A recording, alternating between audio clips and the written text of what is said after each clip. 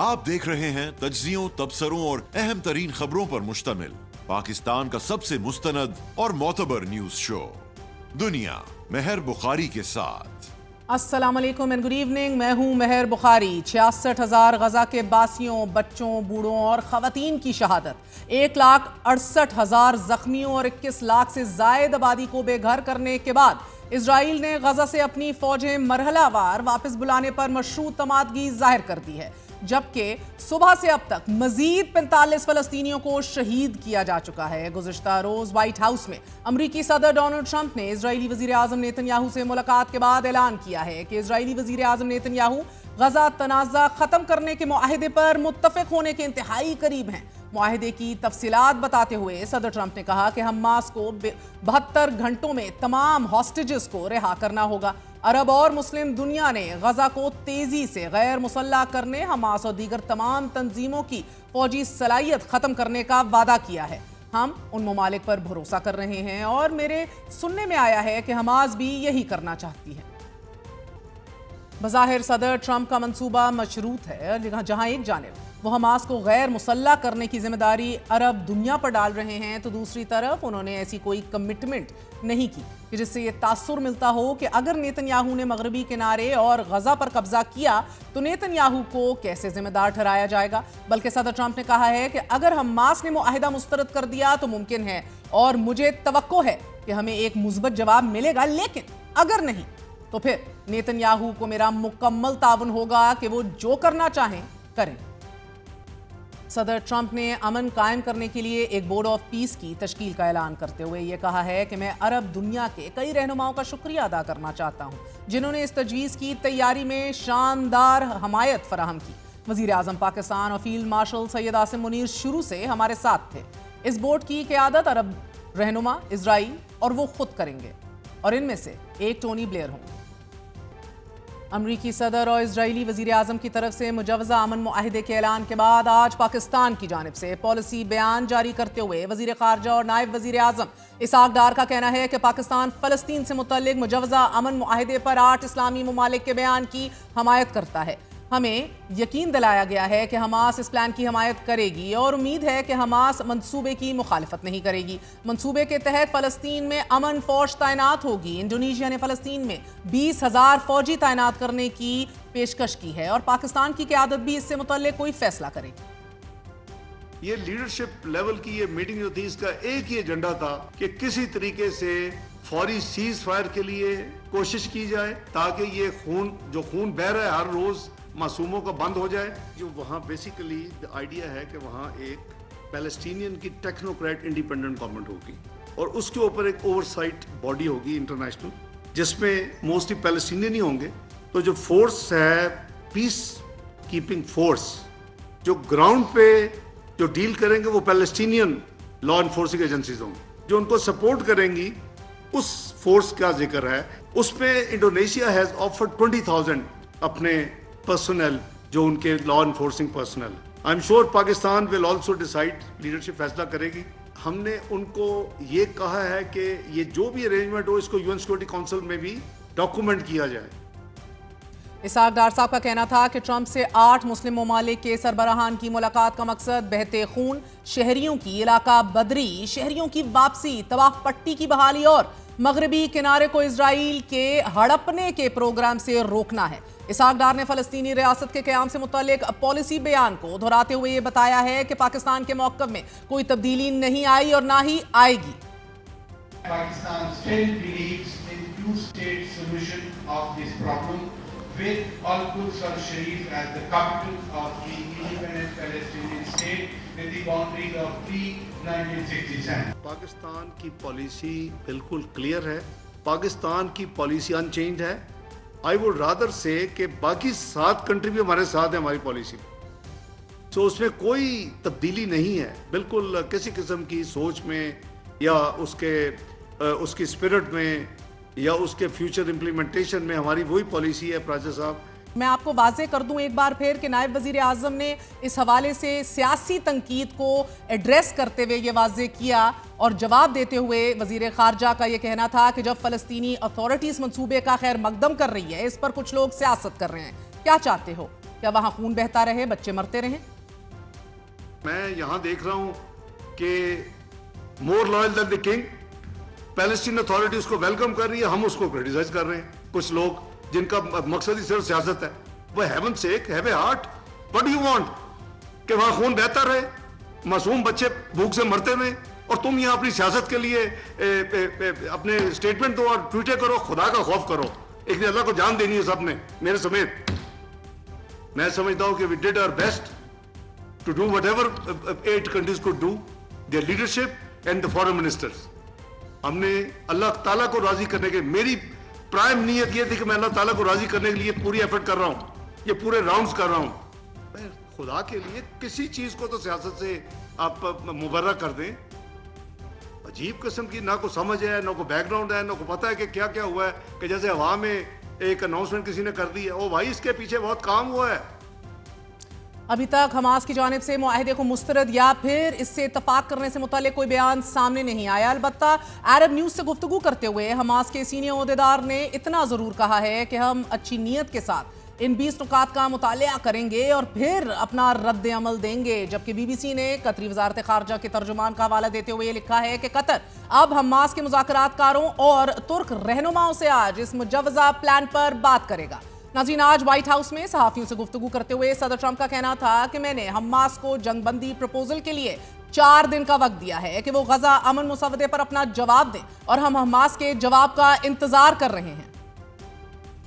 जबकि वाज़ेह रहे कि सदर ट्रंप ने इजराइल को भी 72 घंटे का वक्त दिया है कि वो भी अपना मौसर और मुस्बत जवाब इस मुआहदे के हवाले से दें। नाज़रीन, अरब मीडिया के मुताबिक सऊदी अरब, पाकिस्तान, तुर्किया, मिस्र, उर्दन, इंडोनेशिया, कतर और मुत्तहिदा अरब अमारात ने गजा में अमन के लिए मुजव्वज़ा मंसूबे का खैर मकदम करते हुए मुश्तरका बयान जारी किया है। बयान में कहा गया है कि जामे मुआहदे के तहत होने वाली जंगबंदी, इजराइल का मुकम्मल इनखला, गजा में इमदाद की फरामी, फलस्तीनियों की नकल मकानी रोकना, मगवियों की रिहाई, इलाके में सिक्योरिटी का तरीकाकार, तामीर नौ और गजा का मगरबी किनारे का हिस्से के तौर पर 2 रियासती हल की बुनियादों पर होने वाले दरियाए अमन के मुआहदे में अमरीका के साथ हर मुमकिन ताउन के लिए तैयार हैं। सऊदी अरब से छुपने वाले जो डिटेल सामने आ रही हैं, नाज़रीन आपको बताते चले, अरब न्यूज़ का अखबार जो है, अंग्रेजी अरब न्यूज़ में फ़लस्तीनी सहाफ़ी दाऊद कुतब लिख रहे हैं, progress and perils as Netanyahu blinks first. इस उन्वान से लिखा गया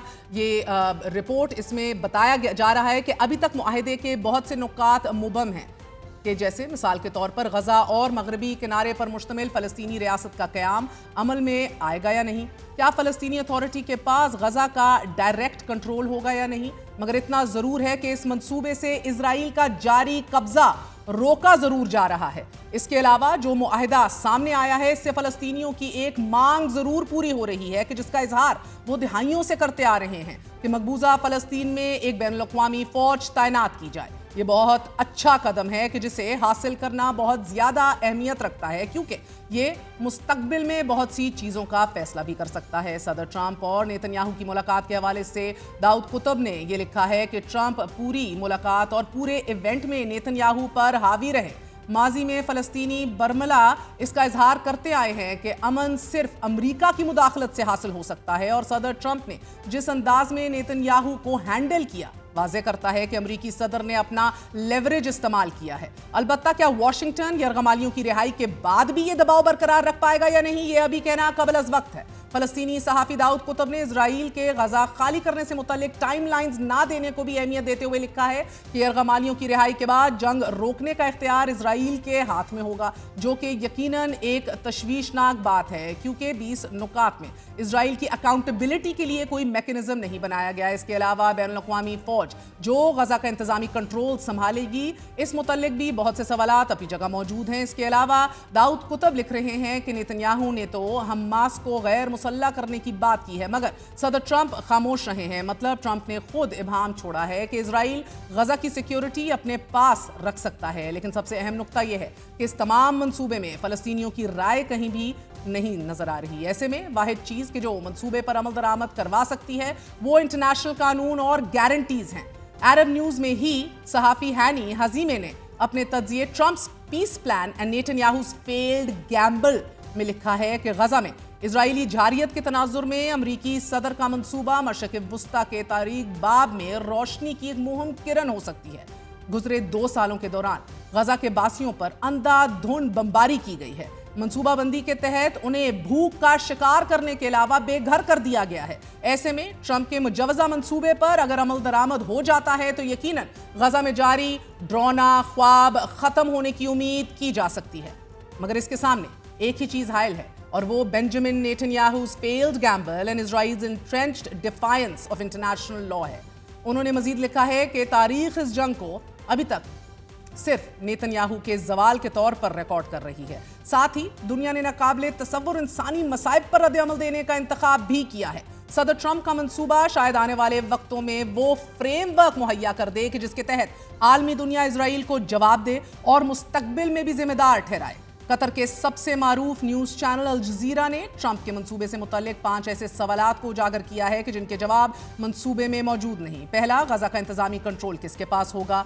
पैनल मेंबरान का इंतखाब कौन करेगा और बोर्ड ऑफ पीस की क़यादत कौन करेगा कि जो इंतजामी कमेटी को सुपरवाइज करेगी? दूसरा, अबूरी कमेटी गजा का इख्तियार कब फलस्तीनी अथॉरिटी के हवाले करेगी और क्या फलस्तीनी अथॉरिटी अभी से कंट्रोल संभालने के लिए रजामंद है या नहीं? तीसरा, इंटरनेशनल फोर्स का क़याम कैसे अमल में लाया जाएगा? ये फोर्स बतौर आर्मी, पुलिस फोर्स या फिर ऑब्जर्वर फोर्स काम करेगी और इसकी जिम्मेदारियां क्या होंगी? चौथा, इजराइल गजा से कब इनखला करेगा? मंसूबे में शेड्यूल या टाइमलाइन का जिक्र नहीं। ये नुक्ता इस वजह से भी अहम है क्योंकि इजराइल ने कहा है कि वो गजा के सिक्योरिटी पैरामीटर्स और पेरीमीटर्स पर कब्जा बरकरार रखेगा। और पांचवा और आखिरी, फलस्तीनी रियासत का क़याम इस मंसूबे का हिस्सा है या नहीं?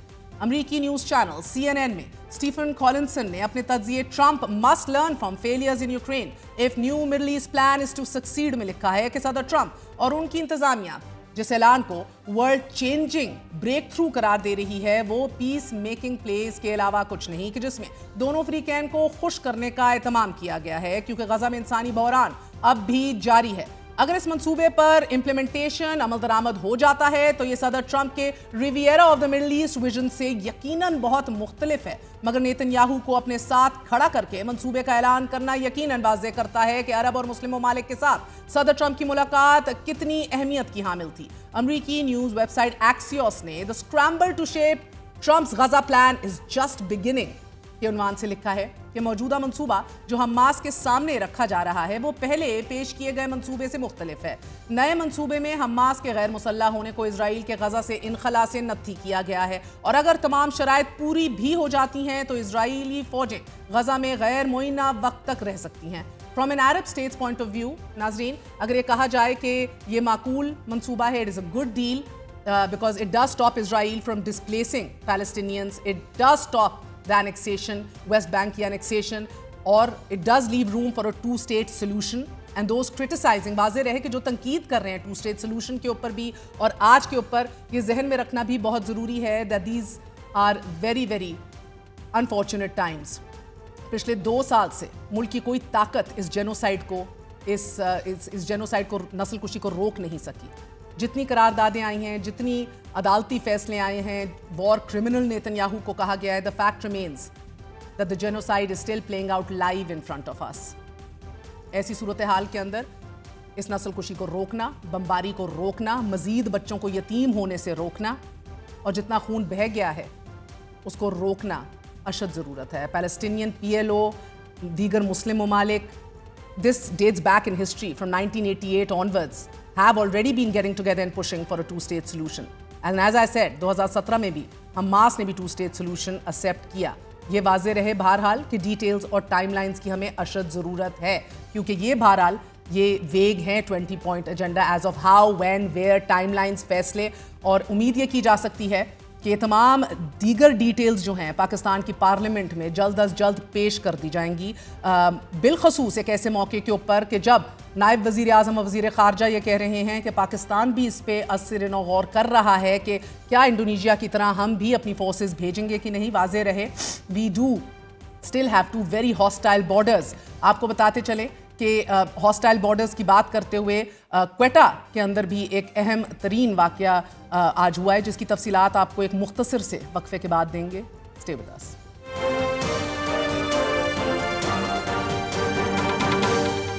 क्वेटा में फितनल हिंदुस्तान के दहशतगर्दों का एक और वार नाकाम। FC हेडक्वार्टर में दाखिले में नाकामी पर दहशतगर्दों का खुदकुश हमला, 10 शहरी शहीद, 30 से जायद जख्मी।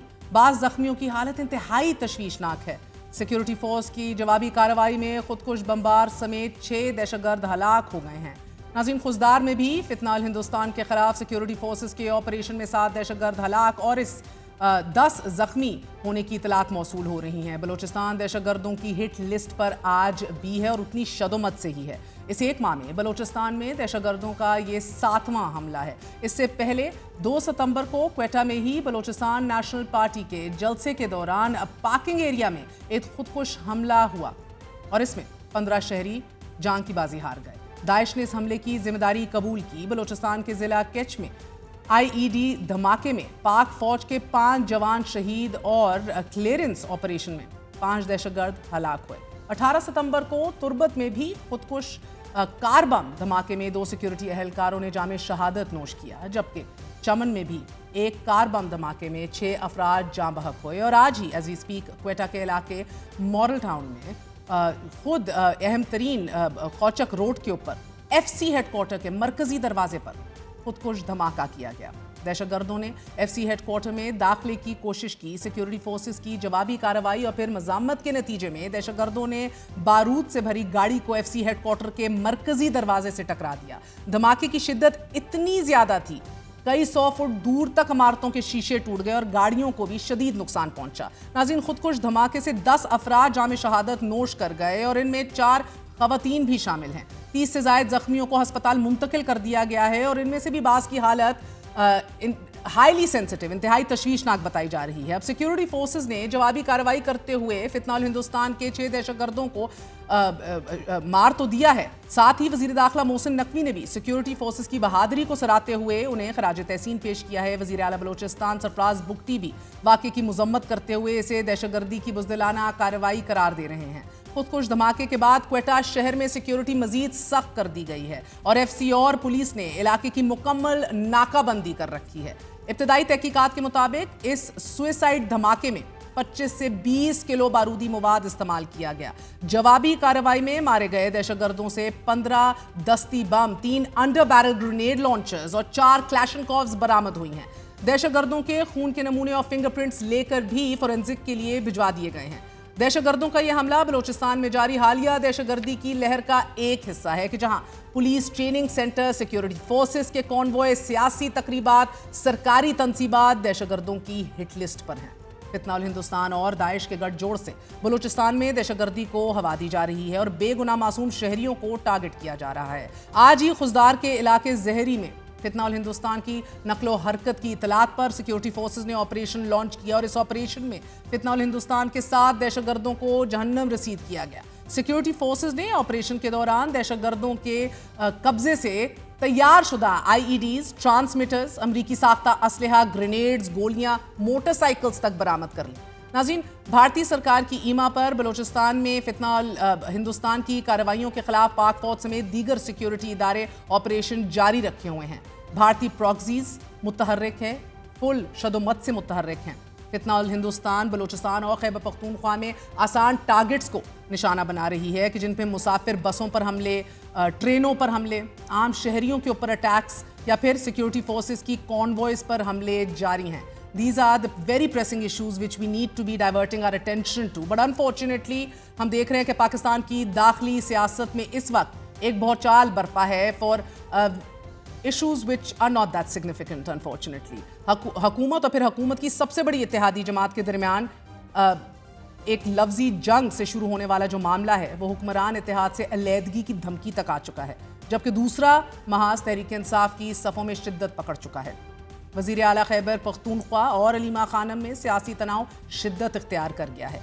पीपल्स पार्टी का आज ये कहना है कि जो बात वज़ीर आला पंजाब की माफ़ी से कम पर अब ख़त्म नहीं होने वाली। वज़ीर आला पंजाब मरीम नवाज़ की पानी और बेनज़ीर इनकम सपोर्ट प्रोग्राम की मुखालिफत, हालिया तकरीरों के अंदर बड़ी शदोमत से तनकीद, पीपल्स पार्टी ने हुक्मरान इत्तेहाद से अलग होने की धमकी दे दी है। आज स्पीकर कौमी असम्बली सरदार यास सादिक की सदारत में कौमी असम्बली का इजलास हुआ तो पीपल्स पार्टी रुकन सैयद नवीद कमर ने नुक्ता एतराज़ पर वजीर आला पंजाब मरियम नवाज की हालिया तकरीरों और बयानात पर कड़ी तनकीद करते हुए कहा कि हमारा पानी, हमारी नहर, हमारी मर्जी, ये क्या मतलब है? पानी दरियाए सिंध का है, पानी पाकिस्तान का है। हम कोई फीस नहीं ले रहे कि हुकूमती बेंचों पर बैठे रहें, हम ऑपोजिशन बेंचों पर भी बैठ सकते हैं। हर कोई उठता है तो पंजाब पे उंगली उठाता है। मरियम नवाज शरीफ पंजाब के अवाम की जिम्मेदार है। हम पंजाब के अवाम की तरफ उठने वाली उंगली मरियम नवाज तोड़ देगी। मैं किसी को मैली आंख से आपके ऊपर आंख उठा के देखने की जुर्रत करने की इजाजत नहीं दे सकती। पंजाब को सबक दिया जा रहा है, भाई पंजाब ने आपके मामलात में कभी मदाखलत नहीं की। आप मराए मेहरबानी पंजाब के मामलात में मदाखलत करना बंद करें। पंजाब अगर अपने हक का, अपने सूबे के पानी के लिए नहरें निकालना चाहे तो आपको तकलीफ क्यों हो जाती है? उस वक्त आपको सियासत याद आ जाती है। पंजाब का अपना पानी है, वो पंजाब के अवाम की, पंजाब के किसानों की, पंजाब के खेतों की अमानत है। बहुत अफसोस हुआ सीएम पंजाब साहिबा की जो तकरीर थी कि जी कैनाल भी हम बनाएंगे, हमारा पानी। क्या मतलब है हमारा पानी? इन हालात में हमारे लिए बड़ा मुश्किल हो रहा है कि हम हुकूमती बेंचों के साथ बैठें। हुकूमत से भी हम ये कहते हैं कि अगर इसी तरह से हालात रहे तो वो वक्त दूर नहीं, और फिर उसके बाद हुकूमत चलाएं। माशाल्लाह आप बादशाह हैं। कोई हमें कोई फीस नहीं मिली हुई कि हम आपके साथ बैठें। हमें ना वजारतें चाहिए, ना आपकी कुर्सियाँ चाहिए, ना कोई चीज़ चाहिए, लेकिन इज्जत तो दे सकते हैं ना। इस वक्त तो हम वहाँ से भी पीछे हटते हैं। दौरान इजलास पीपल्स पार्टी के सख्त मौके पर वफाकी वजीर कानून आजम नज़ीर तार ने अवान में खड़े होकर माजरत की। उनका कहना था कि अगर वजीर आला पंजाब के बयानात से किसी की दिल आज़ारी हुई है तो वो माजरत करते हैं। आजम नज़ीर तार ने अपोजिशन को मुखातिब करते हुए ये भी कहा कि ज़्यादा खुश होने की ज़रूरत नहीं, पीपल्स पार्टी का एहतजाज हमारे घर का मामला है। मैं माजरत ख्वाह हूँ अगर दिल आज़ारी हुई है हमारे दोस्तों की। सियासत में ये गर्मी सर्दी चलती रहती है, लेकिन मैं ऑपोजिशन के दोस्तों से कहूँगा कि आपको खुश होने की ज़रूरत नहीं, ये हमारा घर का मामला है। हम इंशाअल्लाह अज़ीज़ इसे घर में बैठ के तय करेंगे। पीपल्स पार्टी के वॉकआउट के बाद कौमी असम्बली का इजलास अक्टूबर तक मुलतवी कर दिया गया। पीपल्स पार्टी ने कौमी असम्बली के बाद ऐवान बाला से भी ये कहकर वॉकआउट किया कि जब तक वजीर आला पंजाब मरियम नवाज माफ़ी नहीं मांगेंगी हम किसी कानून साजी में हिस्सा नहीं लेंगे। दौरान इजलास सेनेटर शरीर रहमान का कहना था कि तमाम सूबे पाकिस्तान के हैं, ना कि किसी की जागीर। पीपल्स पार्टी ने हमेशा अपने इत्तेहादियों से तमीज़ के दायरे में रहकर बात की है। इत्तेहादियों के दरमियान ऐसा नहीं होता कि आपके दिल में जो आए बोलते पड़े। अगर सूरत हाल ऐसी ही रहती है तो हमारे लिए मुश्किल हो जाएगा कि हम हुकूमत का मुस्तकिल मिजाजी से साथ दें। ताहम पीपल्स पार्टी ने यह मामला वजीर आजम के सामने उठाने का फैसला किया है। पीपल्स पार्टी वजीर आजम शहबाज शरीफ से मुलाकात में अपने तहफ़्फ़ुज़ात से आगाह करेगी और तहफ़्फ़ुज़ात दूर ना होने पर गवर्नर पंजाब को पंजाब की असल परफॉर्मेंस और कारकर्दगी दिखाने का टास्क मिलने का भी इम्कान है। इतलात हैं कि नायब वजीर आजम इसहाक डार की सरबराही में पीपल्स पार्टी नून लीग के तहफ़्फ़ुज़ात दूर करने के लिए कायम कमेटी की जानिब से अब तक कोई मुस्बत पेशरफ्त नहीं हुई। पीपल्स पार्टी का कहना है कि हमारे इस्लाम मुतासरीन के लिए इमदाद के मुतालबात तो वफाक से हैं, पंजाब हुकूमत का इनसे क्या ताल्लुक। वफाकी हुकूमत पीपल्स पार्टी के वोटों से बनी है, इज्जत ना मिली तो पीपल्स पार्टी दूसरा ऑप्शन सोच सकती है। दूसरा बड़ा इख्तलाफ सियासी बका की जंग लड़ने वाली जमात की अपनी सफ़ों में है कि जिसने सियासी बका की इस जंग में हायल बाकी तमाम रुकावटों को पीछे छोड़ दिया है। नाज़रीन, गुज़िश्ता रोज़ एक तवील अरसे बाद वज़ीर आला खैबर पख्तूनख्वा अली अमीन गंडापुर को इमरान खान से मुलाकात की इजाज़त मिली। इस मुलाकात से मुतल्लिक़ कई क़यास-आराइयाँ की गई, जिसमें सबसे अहम उन शिकायत का जिक्र था कि जो अलीमा खानम से मुतल्लिक़ थी। अलीमा खानम का यह कहना है कि अली अमीन गंडापुर ने इमरान खान से मुलाकात में मेरे बारे में 3 बातें की हैं। गंडापुर ने इमरान खान को बताया है कि मैं MI से राब्ते में हूँ, सारा सोशल मीडिया में कंट्रोल कर रही हूँ और पार्टी चेयरमैन भी बनना चाहती हूँ। इमरान खान को उन्होंने कहा कि मैं MI की सहूलतकार हूँ, मैं क्या कुछ MI। दूसरा कहा कि चेयरमैन बनना चाहती हूँ और तीसरा कहा था कि सोशल मीडिया मैं कंट्रोल कर रही हूँ। मैं आपको बताती हूँ, चेयरमैन इमरान खान है, पहले भी थे और अब भी हैं। सारों को पता है कि वही चेयरमैन है और वही रहेंगे, इंशाल्लाह बाहर भी आएंगे और वही रहेंगे। खान साहब की जो तीनों बहनें हैं उनका सियासत से दूर दूर तक कोई लेना देना नहीं है। नहीं तो वो चेयरमैन बनना चाहती है, न उनकी कोई ख्वाहिश है, न कभी उन्होंने इसका इजहार किया। ये सवाल ही पैदा नहीं होता खान साहब की बहनों को कभी किसी एजेंसी की सपोर्ट हासिल। उनके कोई अज़ाइम सियासी नहीं है। अली-अमीन गंडापुर की मुलाकात के एक रोज़ बाद दूसरी बड़ी पेशरफ खैबर पख्तूनख्वा काबीना के दो अहम वज़रा के इस्तीफ़ों से मुतल्लिक है कि जिनमें आकिबुल्ला और फैसल तरकई शामिल हैं। इतलात हैं कि अली-अमीन गंडापुर ने इमरान खान से मुलाकात में इन दोनों वज़रा के खिलाफ भी शिकायत लगाई हैं कि जिसके बाद उन्हें हटाने का फैसला किया गया है। सूबाई वज़ीर इब्तदाई और सानवी तालीम फैसल तरकई और सूबाई वज़ीर आबपाशी आकिबुल्ला ने तहरीरी तौर पर अपने इस्तीफ़े वज़ीर आला KPK को भिजवा दिए हैं। दोनों वज़रा को वज़ीर आला अली-अमीन गंडापुर बहुत पहले से हटाना चाहते थे। तहरीक इंसाफ के अंदरूनी इख्तलाफात से मुतल्लिक एक राय ये भी है कि इमरान खान की सियासी हिकमत पर जमात में तफरीक गहरी हो रही है। लेकिन इससे पहले बात फवाद चौधरी को खुशामदीद कहने से पहले बात करेंगे पीपल्स पार्टी के सीनियर रहनुमा निसार खोड़ो से। खोड़ो साहब, बहुत बहुत शुक्रिया साथ देने का। सर बताइएगा कि ये एक बार फिर एक अनऑफिशियल सी लवर्स स्पैट है, यानी कि यू कांट लिव विद और विदाउट ईच अदर, वो वाली सिचुएशन है, या वाकई एक बड़ी संजीदगी से इस पे गौर हो सकता है अगर मरियम माफी ना मांगे कि आप अलहदा हो जाएं? मरियम नवाज ने बड़ी गैर जिम्मेदाराना बातें की हैं। अपने पंजाब को बचा न सकी, देहात तोड़वा दिए, देहात को डुबो दिया, सब कुछ किया, बंदों को जानबूझकर कटवाया, शहर डुबोए, गांव डुबोए, फसल डुबोई, और वो इस तरह से तबाही मचा दी। अब उस तबाही मचाने के लिए फिर उनको पैसे का बात चलेगी और फिर वो पैसे की रेल पेल होगी और किसी को मिलेगा किसी को नहीं मिलेगा, लेकिन शेखी बिगाड़ने के लिए बहुत कुछ बोल सकती हैं। मरियम नवाज गैर जिम्मेदाराना बात दे रही है। चीफ मिनिस्टर होकर इसको इतना जज्बाती नहीं होना चाहिए। हम भी जज्बे रखते हैं, हम भी कुछ बोल सकते हैं। मरियम नवाज का कोई मसला नहीं है। हमने नहीं कहा कि तुम अपने पानी पर किनाल मत बनाओ या यूं करो। सिंध नदी पर कोई हमला करेंगे तो हम हाथ तोड़ देंगे उसका। खोड़ू साहब, ये इतना आप लोगों का भी टेम्पर इतना फ्लेयर हो रहा है, आप लोग भी एक एक्सट्रीम पे चले गए हैं कि हम हुकूमत ही छोड़ के निकल जाएंगे। वो उनकी कैबिनेट और उनके मेंबर कह रहे हैं कि तनकीद है ना, तो तनकीद सुन लीजिए। इसमें मैं तनकीद सुन रहा हूँ तो मेरा जवाबी बात भी सुन लेंगे ना वो। मैं ये कह रहा हूँ, रिवर इंडस पर हमला करेगा पंजाब तो उसके हम हाथ तोड़ देंगे। पंजाब में मरियम नवाज है, उसको जिम्मेदाराना बयान देने चाहिए। काउंसिल ऑफ कॉमन इंटरेस्ट से ऊपर नहीं है वजीर आला।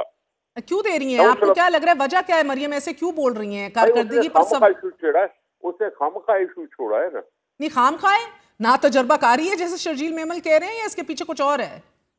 क्या मतलब है? क्या मतलब? मैं कह रहा हूं कि मरियम नवाज साहबा ने फिर किनालों का इशू उठाकर हमारे जख्मों पर नमक छिड़कने की कोशिश की है। मैं कह रहा हूं रिवर इंडस पर कहीं से भी पानी इस्तेमाल होगा तो हम उस पर जरूर रिएक्शन देंगे। और मरियम साहबा को काउंसिल ऑफ कॉमन इंटरेस्ट का फैसला याद रखना चाहिए कि कोई भी मंसूबा तब तक नहीं बन सकेगा जब तक सूबे राजी न हो। नहीं, वो तो सही है सर। NFC को भी आप लोग रिविजिट नहीं कर सकते, आप तो अच्छे इत्तेहादी हैं सर, मुल्क को इकोनॉमिक प्रॉब्लम्स दरपेश हैं। एक मिनट, NFC तो वफाकी हुकूमत ने बनाना है। हमने कब कहा है कि जी ना करो? हम तो कहते रहे कि 2008 में NFC आया था, उसके बाद अब तक नहीं आया। नवाज शरीफ एक सेकंड, नवाज शरीफ इस बीच में आया, प्राइम मिनिस्टर बना, NFC अवार्ड नहीं दिया। अभी तक NFC अवार्ड नहीं है। अभी फिर शहबाज शरीफ साहब है। इमरान खान की तो बात ही नहीं करो क्योंकि उसको ये पता ही नहीं था कि NFC होता क्या है, इसलिए उसकी बात तो करो ही नहीं। मरियम साहबा को भी ये देखना चाहिए कि क्या वफाकी हुकूमत ने नहीं किया। हमें टक्का मिले या हमें लाखों मिले, हमारा हिस्सा है, हमें मिलेगा। पंजाब का हिस्सा है, उसको मिलेगा। कहाँ वो खर्च करते हैं उसकी मर्जी है। मैं सिर्फ ये कह रहा हूँ कि पानी का इशू फिर से नहीं करना चाहिए, क्योंकि रिवर इंडस पर हमला हम बर्दाश्त नहीं करेंगे। ठीक है सर, वो बहरहाल वो भी उतनी हार्ड स्टांस में है कि पंजाब पे उंगली उठाई तो तोड़ दी जाएगी। मगर सर देखें, इधर मसला मरियम नवाज ने बयान दिया तो शायद वजीर आला सिंध को बेहतर होता वो जवाब देते। वो बहरहाल खामोश रहे हैं, सूबे के चीफ एग्जीक्यूटिव हैं। क्या वो भी हमारा ज़र्फ है। अच्छा, वो भी हमारा ज़र्फ है कि हम इस बेजर्फी का जवाब बेजर्फी से नहीं दे रहे। और सर ये बताइएगा, हम इत्तेहादी अगर हम इत्तेहादी हैं, हम अगर इत्तेहादी हैं तो बेइज्जती कराने के लिए नहीं है। सर वो तो वो आपकी बात दुरुस्त है, हमेशा इज्जत के दायरे में रहकर ही बात को आगे चलाना चाहिए, ज़र्फ का भी मुजाहिरा करना चाहिए, आपकी वजह से हुकूमत बनी बैठी है। यहाँ मुल्क की इज्जत की बात है, यहाँ मुल्क के इज्जत की बात है। पानी पर मुल्क टूट जाते हैं, अल्लाह खैर और करे। मरियम साहबा बहुत गैर जिम्मेदाराना हो गई है। ठीक है, और ये ना तजर्बाकारी के बायस है, कोई और वजह है पीछे? क्योंकि ये मुझे नहीं मालूम, अपने लोगों को खुश करने के लिए, क्योंकि उनको बचा तो सकी नहीं, उनके मकान टूट गए, सब कुछ गिर गया, सब घर बेटे, बड़े घर, छोटे घर, गरीब लोग, सब कुछ रुल रहे हैं, और उनको बचाने के लिए ये शेखी बिगाड़ रही है। मुझे माफ कीजिएगा, मैं ऐसे अल्फाज इस्तेमाल कर रहा हूँ क्योंकि उसने गैर जिम्मेदाराना बयान देने की शुरुआत की है। ये बात माफी से कम पे सेटल हो सकती है, क्योंकि आप लोगों ने अपनी एक कमेटी भी बनाई है तहफुजात दूर करने के लिए सर, तो माफी से कम। भाई बात सुनो, कमेटियां बनती रहेंगी, ठीक है, उसका जवाब अपनी जगह पे मरियम साहबा का जवाब बिलावल साहब ने भी नहीं दिया, चीफ मिनिस्टर ने भी नहीं दिया, ये अपना ज़र्फ दिखा रहे हैं हम। बहुत बहुत शुक्रिया। ठीक है निसार खोड़ो साहब, बहुत बहुत शुक्रिया आपके वक्त का। बात करते हैं, हमारे साथ साबिक वफाकी वजीर इत्तलात फवाद चौधरी मौजूद हैं। फवाद चौधरी साहब, बहुत बहुत शुक्रिया साथ देने का। सर, क्या वाकई पीपल्स पार्टी और पीएमएलएन में लड़ाई मरियम नवाज की तनकीद और पानी, नहर या फिर कनाल्स पे है, या पसे पर्दा कोई और बात है? देखो महर, पहली बात तो यह है कि पीपल्स पार्टी हो, नून हो, पीटीआई हो, उसकी कोई प्रैक्टिकल अहमियत तो उनकी नहीं है। क्योंकि देखो ना, मुल्क के अंदर जो सियासत है वो तो दो पटड़ियों के ऊपर है। एक पटड़ी है एस्टैब्लिशमेंट जिसके पास कोर्सिव पावर है, और एक पटड़ी है इमरान खान जिनके पास पॉलिटिकल पावर है। ये जो बाकी सारे चल रहा है, ये तो आप समझिए कि एक शामिल बाजा है जो कभी कभी अपनी बात कर देते हैं। अब सिंध और पंजाब में जब से ये सीओडी हुआ है, तो आपने ये देखा है कि पीपल्स पार्टी और नून लीग ने बड़ी एक स्ट्रिक्ट किस्म की आपस में ये रखी है कि वो तुम्हारा, ये हमारा। पंजाब में आप इंटरफेयर नहीं करेंगे, सिंध में हम इंटरफेयर नहीं करेंगे। अब जरदारी साहब एक्चुअली जो चाहते ये हैं, और बिलावल भुट्टो बहुत कीन है कि वो अपना असर बढ़ा सकें जनूबी पंजाब में। और ये जो बिस्प का और या सारा जो चल रहा है वो ये है कि वो घुसना चाहते हैं, अपनी 10-15 सीटें इंक्रीज करना चाहते हैं कि किसी तरीके से हमें साउथ पंजाब में चीज़ मिल जाए। पुराना आइडिया है उनका, और मरियम नवाज उस पर रिएक्ट कर रही हैं। इस हद तक तो ये सीरियस ज़रूर है कि ये it's kind of a violation of that territorial understanding जो दोनों पार्टियों ने एक दूसरे के साथ बनाई हुई है कि आप पंजाब में नहीं करेंगे और हम सिंध में नहीं करेंगे। आपके सामने है कि जिस तरीके से कराची जो है उसको पीएमएलएन ने इग्नोर किया मुकम्मल तौर के ऊपर, और वहाँ पे कोई एक्टिविटी नहीं की। और जितने भी आप जानती हैं जो नून लीग के लोग हैं कराची के, वो तो बड़े इस पे नाराज हैं कि ये आपने क्या किया। तो इन्होंने उसको मेंटेन किया था, लेकिन ये आके चूंकि थोड़ा सा वायलेट हुआ है, तो ये थोड़ा बहुत शोर शराबा जो है वो तो है। मेरा ख्याल है इस हद तक सीरियसनेस तो है। सो अलहदगी तक बात आ सकती है? अलहदगी तक बात कैसे आएगी? देखिए ना मैंडेट उनका जेन्युइन है, ना इनका जेन्युइन है। इट्स काइंड ऑफ ये तो जो सारा है वो तो समझिए इनके हाथ में तो कुछ भी नहीं है ना। ये तो बेचारे मर्जी की शादी तो नहीं ना, ये तो माँ बाप की शादी आपने हाल ही में ये the lack of relevance of People's Party in Asif Ali Zardari को भी हाईलाइट किया, चाहे उनका चीन में होना था एक अहम तरीन मौके के ऊपर, और संग मील के बाद संग मील और अहम तरीन इंटरनेशनल डेवलपमेंट्स में पाकिस्तान का किरदार, और उसमें गैर हाजिरी जरदारी साहब की या बिलावल की, कितनी अहमियत की हामिल है आपके नज़दीक? देखिए ना, अगर आप उसको उस सेंस में देखें तो ये तो बड़ी एक अजीबो-गरीब बात है कि जो सदर ममलिकत हैं, उनको कुछ पता ही नहीं है कि पाकिस्तान की इस वक़्त, और ये आइन के तहत आप जो भी फैसले आपने करने हैं, आपने एक्चुअली वो बताना होता है प्रेसिडेंट को, आपने अप्राइज़ करना है अंडर द कॉन्स्टिट्यूशन कि हम क्या फैसले करने जा रहे हैं। लेकिन किसी ने उसकी ज़रूरत जो है वो महसूस नहीं की है। ज़रदारी साहब तो यूँ लग रहा है साइड पे बैठे बस बेचारे दही खा रहे हैं। और अगर आप जो बिलावल भुट्टो को अगर आप इतने गैर अहम लोगों को साथ ले जा सकते थे, तो आप बिलावल भुट्टो को भी अमेरिका ले जा सकते थे।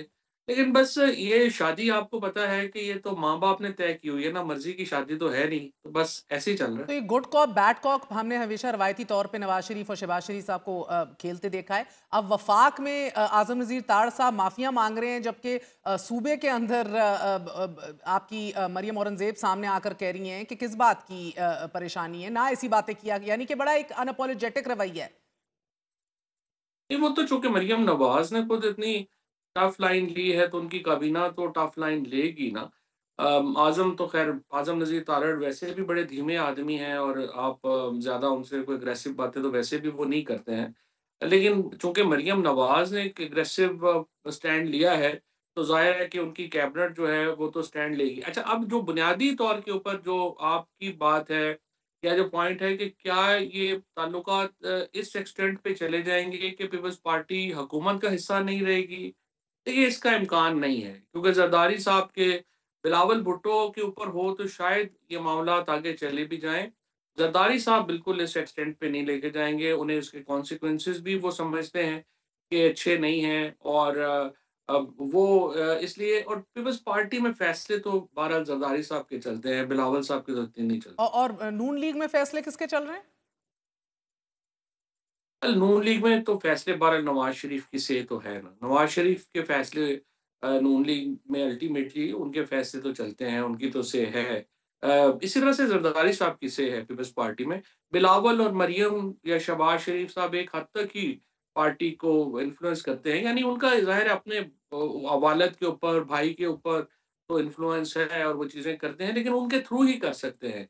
टू बी फेयर विद चाहे वो 5% वोट है या 3% है या वो तो लोग जो हैं, जो इलेक्टेबल्स एक छोटा-सा तबका रह गया है, वो तो या नवाज़ शरीफ के साथ है और पीपल्स पार्टी तो ज़रदारी के साथ है। फवाद, एक तरफ पाकिस्तानी सियासत में भौचाल इस सूरत में हमें दिखाई दे रहा है, जो आप देख रहे हैं कि धमकियां हैं, अलहदा होने की बातें हैं, you don't see much into it at the moment, मगर दूसरी तरफ एक बदएतमादी है कि जो रुकने का नाम ही नहीं ले रही तहरीक इंसाफ में, and it's got to a point where Aleema Khanum ये आज दावा कर रही हैं कि अलीमीन गंडापुर ने इमरान खान से मुलाकात में उनके बारे में 3 बातें जो हैं वो की हैं। बकौल उनके गंडापुर ने इमरान खान को ये बताया है कि वो MI से राब्ते में है। दूसरा कि सारा सोशल मीडिया उनके कंट्रोल में है, और फिर पार्टी चेयरमैन भी वो बनना चाहती हैं। देखिए, बात ये है कि मेरा ये ख्याल है कि अली अमीन गंडापुर के ऊपर चूँकि दबाव बढ़ा आया है और अलीमा बीवी बातें जो हैं वो फ्रैंकली वो भी सीधी बात कर देती हैं लोगों के सामने, तो उनकी नाराज़गी तो है, बेसिकली तो एक्सप्रेशन है। लेकिन सच्ची बात ये है कि पीटीआई अली अमीन गंडापुर का नाम तो नहीं है, पीटीआई तो इमरान खान का नाम है और इमरान खान की जो एक्सप्रेशन है इस वक़्त वो अलीमा खान ही देती हैं। और अगर मेरे ख़्याल में तो पीटीआई का इस वक़्त प्रॉब्लम ये है कि दे लैक आइडियाज़, उनको कुछ पता नहीं है करना क्या है। फॉर एग्ज़ाम्पल मैं सोचता हूँ कि अगर ये इतना बड़ा जलसा किया था उन्होंने, इतने वसाइल खर्च किए थे, तो फिर वहाँ पे कासिम खान की इमरान खान के बेटों की एक तकरीर करा देते। वो महीना, डेढ़ महीना वो तकरीर चलती, उसकी बातें होती। फिर देखिए, जो भी है पाकिस्तान में या हमारे जो एक हिंदुस्तान में इधर हमारी जो हिस्ट्री है, हमारी हिस्ट्री ये है कि लोग फैमिली के साथ जुड़ते हैं। सो ये बात सही है कि अली अमीन ने बहुत शिकायतें लगाई हैं और वो उन्होंने तो आज अपने 2 वज़ीर भी निकाल दिए हैं इमरान खान जनाब, से मुलाकात के बाद। तो एक्चुअली अली अमीन अपने लिए मेरा ख़्याल है कि मुश्किलात बढ़ा रहे हैं। जो उनका ओहदा था, उनके पास बड़ा चांस था कि वो पार्टी को इकट्ठा करते। लेकिन अब तो मैं समझता हूँ कि पार्टी तो बिखर रही है और अली अमीन उसमें कंट्रीब्यूट ही कर रहे हैं बिखरने में। अगर मेरे ख्याल में लोग तो अलीमा खान के साथ ही जुड़ेंगे, सबसे ज़्यादा इमरान खान के बेटों के साथ जुड़ेंगे और उसके बाद अगर कोई जुड़ेंगे वो अलीमा खान के नहीं, साथ। मगर किसके ज्यादा चांसेस हैं किसी भी एजेंसी से राब्ते में रहने के, अलीमा के या गंडापुर के? Knowing Aleema Khan, I mean it's really difficult to say कि उनके होंगे, अल्लाह करे उनके हों। मैं तो देखें, मैं तो उल्टा सोचता हूँ, मैं तो कहता हूँ अल्लाह करे कि कोई इनके आपस में कोई ताल्लुकात हों, कोई राब्ते हों, कोई ये बात उधर कर सकें, वो इधर बात कर सकें। हम्म। फौज जो है वो पाकिस्तान की फौज है, पीटीआई पाकिस्तान की पार्टी है। अल्लाह करे एक्चुअली अली अमीन की ये जो शिकायत है ये दुरुस्त हो और अलीमा बीबी के राब्ते हों, ताकि वो कोई इमरान खान के लिए कोई रास्ता निकाल सके। आई आई और आई थिंक इसी से जुड़ा पीटीआई के अंदरूनी इख्तलाफात से मुतल्लिक एक बड़ी ठोस राय ये है फवाद, कि इमरान खान की सियासी हिकमत पर जमात में बड़ी डिवीजन और तफरीक जो है वो गहरी हो चुकी है। जमात के बहुत से ऐसे रहनुमाएं जो मुज़ाकरात के हामी हैं, जबकि कुछ ऐसे भी हैं कि वो आज भी अपनी टर्म्स पे खान की रिहाई चाहते हैं। क्या लग रहा है आपको कि ये तफरीक वाकई बहुत गहरी हो चुकी है और जो एक हार्ड स्टांस के ऊपर डटे हुए हैं खान साहब? देखिए महर, ये तो इमरान खान ने एक फैसला किया है ना कि उन्होंने एक बुजदार मॉडल को पार्टी के ऊपर इम्पोज किया है। ये तो अब उनकी एक अपनी हिकमत है। मेरी मेरी नज़र में ज़ाहिर है कि मैंने तो खान साहब को जब मिला भी हूँ तो मैंने कहा जी, इस लीडरशिप के साथ आप 2 साल में जेल में हैं, मुझे नहीं समझ आ रही कि आप क्यों इनके साथ जो है वो मजीद चलना चाह रहे हैं। लेकिन जो मेरी अंडरस्टैंडिंग है, I can be totally wrong, Imran Khan ने ये मॉडल जैसे पंजाब में उन्होंने जानबूझ के बुज़दार को लगाया था क्योंकि वो डायरेक्ट कंट्रोल करना चाहते थे इस्लामाबाद से, मेहमानों परवेज खटक के बुज़दार बाद वो बिल्कुल उनका एक बिल्कुल बिल्कुल। चेंज हो गया था तो एक। इसी तरह से पीटीआई के अंदर भी उन्होंने ये जो मॉडल लगाया, उनको नहीं पता कि सलमान राजा हो जाएं या गौहर हो जाएं या वकास वगैरह हो जाएं, ये वो इनकी कोई हैसियत नहीं है। वो इसीलिए उन्होंने लगाए हैं। और अब तो उन्होंने कह भी दिया पिछले ट्वीट पे कि अगर किसी ने बात करनी है तो मेरे से डायरेक्ट आके बात कर ले। बेसिकली उनका मॉडल ये है कि वो जो भी कंट्रोल करना है मैंने ही करना है। बट इसका नुकसान ये है कि पार्टी किसी पोजीशन में नहीं है उनकी कोई मदद करने में। और जिस तरह मैंने आपको पहले कहा कि पाकिस्तान के अंदर जो पॉलिटिकल डिवीजन है उसके अंदर पीपल्स पार्टी हो, नून हो, पीटीआई हो, उनकी कोई हैसियत नहीं रह गई। इस वक्त जो हैसियत है वो एक एस्टैब्लिशमेंट की है और एक इमरान खान की है। वो दो पटड़ियों की तरह एक दूसरे से फासले पे चलते जा रहे हैं। मगर अब इसके आगे इसके बीच में तो बहुत से लोगों का किरदार है ना। पेशावर जलसे में जूतों का लहराए जाना, रहनुमाओं की अब अपनी सूबों में हुकूमत पर तंकीद, अब आप देख रहे अलीमा खानम पर लगाए गए इल्जाम फवाद। अब जमात में जो ये डिस्ट्रस्ट है ये तो बहुत गहरा हो चुका है ना। You're right, if there two extremes which are dictating the political scenario, but there are lot of players in the middle who can also shape a lot. क्या जमात अब जो अपना सर्वाइवल है और सियासी बका की उसकी जंग है, उसमें फेलियर में, नाकामी में और आज जिधर खड़े हैं उसकी जिम्मेदार खुद है? मैं ये पूछ रही हूँ, या फिर इमरान खान का भी एक बड़ा अनबेंडिंग स्टांस है? देखिए, इमरान खान का तो अनबेंड, मैं तो पहले ही कह रहा हूं कि इमरान खान का स्टांस तो बहुत बड़ा है लेकिन स्ट्रेटजी कोई नहीं है। और स्ट्रेटजी में, इमरान खान की स्ट्रेटजी में पार्टी तो नहीं है। अगर पार्टी उनकी स्ट्रेटजी में होती तो ये लीडरशिप ना होती। अब मुझे याद है साल पहले फवाद ये खान ने हदायत दी थी गंडापुर को कि आप सारी क़यादत को जमा करें केपीके में और लीड करें, पंजाब से भी बुलाएं लीडर्स को। अब पंजाब की क़यादत कौन कर रहा है समझ नहीं आ रही। क्या किस तरह से चल रहा है केपीके में? तो आप खुद देख रहे हैं जिस तरह आज वज़रा ने भी इस्तीफे दे दिए और क्या हालत हो रही है। कहीं पे भी कोई लीडरशिप नहीं है। पीटीआई तो बस ऐसे ही है, अल्लाह के सहारे चल रही है। जिस तरह से नून लीग और पीपल्स पार्टी भी जो है उनका भी कोई किरदार नहीं है। लेकिन आपने बड़ी इंपॉर्टेंट बात की है। आपने कहा है कि जो दरमियान के लोग हैं वो शेप कर सकते थे पॉलिटिक्स को। देखिए, ये खान साहब की जो गलती है मेरी नज़र में वो ये है, he is not realising the importance of the people जो बाहर हैं और वो उनकी पॉलिटिक्स को कोई खतरा कोई नहीं कर सकता। देखिए, दो ही इमरान खान के पास सूरतें हैं, या तो उनकी जो फैमिली है, खसूसन उनके जो बेटे हैं वो एक्टिव हों और अलीमा बीबी जो हैं वो एक्टिव हों और वर्कर्स जो हैं उनके साथ जुड़े, या तो आप इनको लीडरशिप दे दें और इन पे फिर थोड़ा भरोसा करें अगर आप बाहर के किसी आदमी पे भरोसा नहीं कर सकते।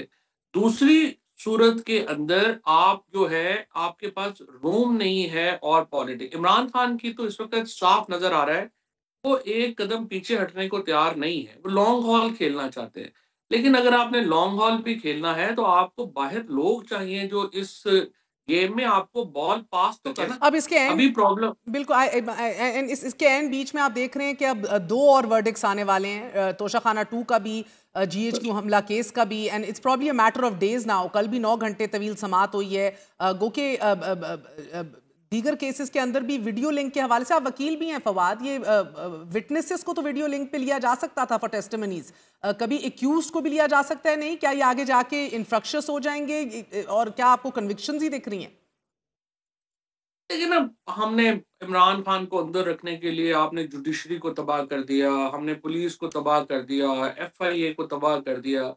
वो तो अनफॉर्चुनेटली अब बंदा उस पर क्या कहे कि जिस तरीके से पाकिस्तान में जो माहौल है, आइन कहीं पीछे ही रह गया है, कानून तो सीआरपीसी तो पता नहीं किधर रह गई है, क्योंकि इस तमाम ट्रायल्स के जिस तरह से हुए हैं, जैसे हुए हैं, बंदा तो कोई लॉयर तो बतौर वकील तो अब सारी पकड़ लेंगे ना कि ये क्या हो रहा है। इसको तो छोड़ ही देना, ये कौन सा मतलब ट्रायल में कानून और इस ट्रायल का आपस में कोई ताल्लुक नहीं, इनको तो आप भूल ही गए। मगर ईदर विच वे ना भी हो, आप उनको बाहर आते तो नहीं देख रहे? बाहर आना भी तो नहीं ना चाह रहे। इमरान खान जो है देखिए ना, अगर खुद उनकी जात की हद तक, तो वो क्या है, वो कहें कि ठीक है मैं खामोश रहता हूँ, बाहर आज कल बाहर आ जाएंगे। केसेस की वजह से अंदर नहीं है ना, पॉलिटिक्स की वजह से अंदर है। द प्रॉब्लम खान साहब के जो स्ट्रेटजी में लगता है बसद एहतराम, वो ये है कि खान साहब जो हैं उन्होंने बाहर लोगों को बिल्कुल जो है वो डिसमिनेट कर दिया है। कोई ऐसा बंदा नहीं छोड़ा जो उनको पास कर सके या उनसे पास ले सके। ये एक टीम गेम है ना। अच्छा, अब वहां पे वो कोई है नहीं, तो मेरे ख्याल में अगर वो किसी पे ट्रस्ट नहीं करते तो फिर दो ही बार लोग बचते हैं ना। सबसे बेहतर तो अपने उनके बेटे हैं, फिर उनको और एक्टिव बल्कि करें। मैं तो फवाद आपको बताऊं, मुझे जो खबर मिल रही है वो तो ये कन्विक्शन सिर्फ उनके खिलाफ नहीं, उनकी जौजा के खिलाफ भी आने वाली है, जो लग रहा है जिस तरह केस चल रहा है। मगर अहम तीन, you must have seen this. Convictions are not important, convictions are not important. Fawad, वो तो पहले ही जेल में है, अब आपने क्या उनको आपने मगर नई जेल की आपने खबर सुनी होगी, कासिम मार्केट में मुंतकिल करने का कह रहे हैं तोशाखाना सजा के बाद कि शिफ्ट किया जाएगा। इसके पीछे क्या मंतक है? मेरा ख्याल है कि ऐसा होगा नहीं। अगर होगा भी तो बेसिकली तो ठीक है, उनको कम से कम अगर इकट्ठा रखते हैं, बुशरा बीबी को, इमरान खान को, ये तो चले अच्छी बात है। कुछ अब मेरे ख्याल में तो उन्हें बनिंगाला शिफ्ट करना चाहिए ताकि कुछ चीजें, कुछ टेम्परेचर नीचे आए। लेकिन एक तरफ फ्रेंकली हुकूमत साइड के ऊपर कोई ऐसी ख्वाहिश नहीं है कि पाकिस्तान में टेम्परेचर नीचे आए। तो क्या देखिए ना, वहां पे ये तासुर होगा, आई एम श्योर। देखिए हमने बाहर ताल्लुकात, अब हमारे कमाल है, अमेरिका हमारे साथ है, सऊदी अरब हमारे साथ है, मईशत भी हम ठीक कर लेंगे और हमने तो कमाल ही कर दिया। तो क्या जरूरत है स्ट्रेटजी को बदलने की, हम तो कामयाबी बहुत जा रहे हैं। ठीक। दूसरी तरफ जो इमरान खान है वो भी एक कदम पीछे हटने को तैयार नहीं है। इट्स स्टिल इन एम्पास से। Fawad Chaudhry sahab, always a pleasure speaking to you. बहुत बहुत शुक्रिया। That's it for tonight. I will see you all tomorrow. Good night, अल्लाह हाफिज।